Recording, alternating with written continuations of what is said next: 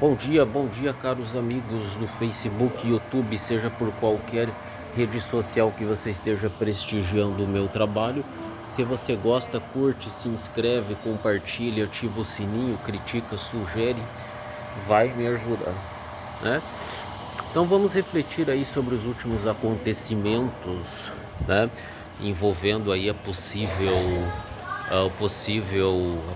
guerra, né? O conflito entre o Irã do Califado Islâmico, né? Nós sabemos que o Irã é uma república islâmica, uma teocracia, né? E toda a complexidade do Estado de Israel, né? Contra ali os grupos que o Estado de Israel, chama de extremistas, né? O Hezbollah, o Hamas, o Estado Islâmico, o Talibã, a Al-Qaeda e por aí vai, né?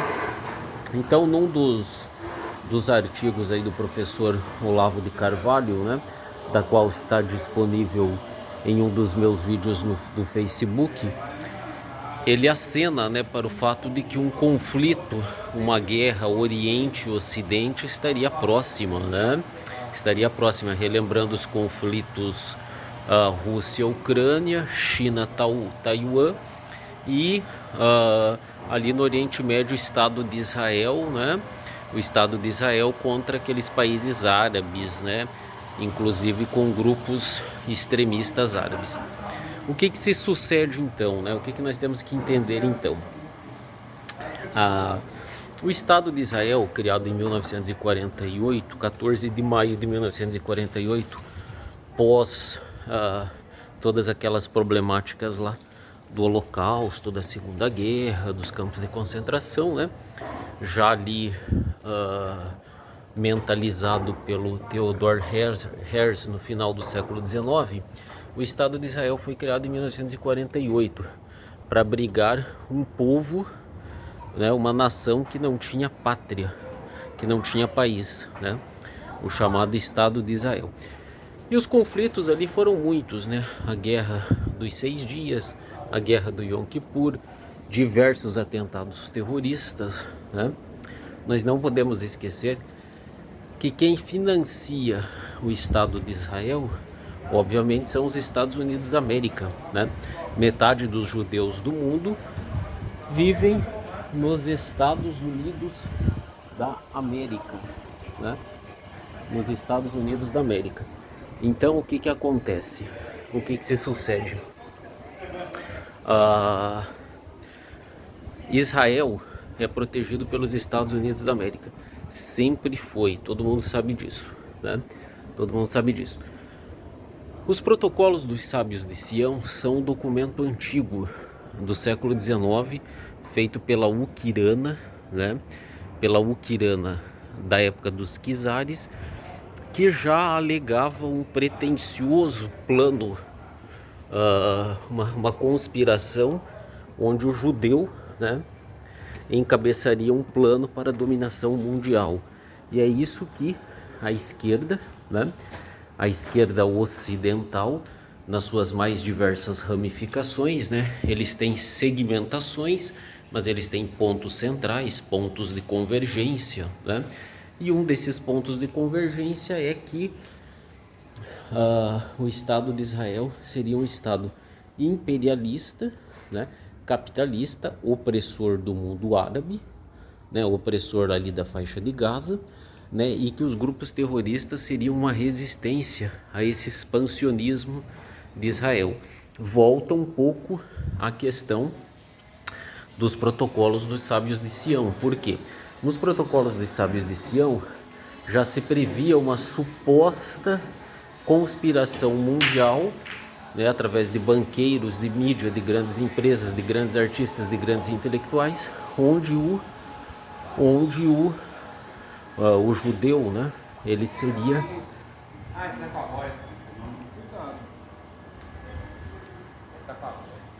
seria obviamente aí o responsável por capitanear, né, capitanear uma dominação, né, uma dominação global, né, uma dominação mundial, uma conspiração judaica, né, envolvendo bancos, né, aquilo que viria a ser aquilo que ficou denominado de sionismo, né? Então existe uma guerra de narrativas, de versões, diversas narrativas ideológicas, né?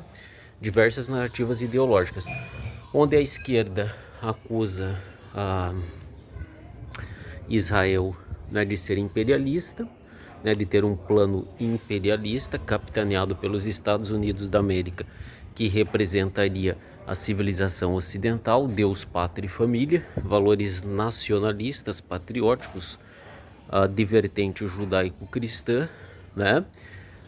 Juntamente com a unidade, com a célula familiar, e a esquerda estaria mais propensa a um califado árabe ou à nomenclatura russa chinesa, herdeira lá da nomenclatura comunista, né?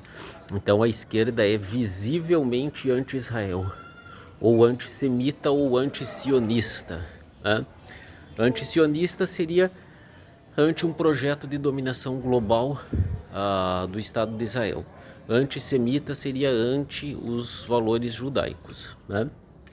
E seria convergente, a esquerda convergiria aí ao califado árabe, né? O único problema é que os valores progressistas que a esquerda defende aqui para o Ocidente, casamento gay, a família, quebra da família tradicional, porque ela é uma família patriarcal opressora, antinacionalista, antirreligiosa, laica, secular, é tudo o contrário do que o eixo das ditaduras propõe, né?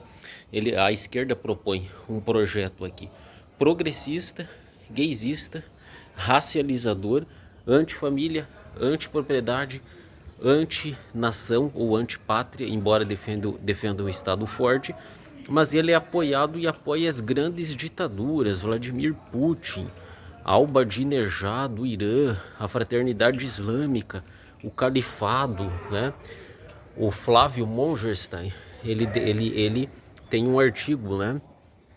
Por que os grandes banqueiros financiam a esquerda? Porque aquilo que o professor Olavo dizia, eles não defendem por convicções, por acreditarem meramente nos valores progressistas ou antiprogressistas. Eles defendem por interesses específicos geopolíticos.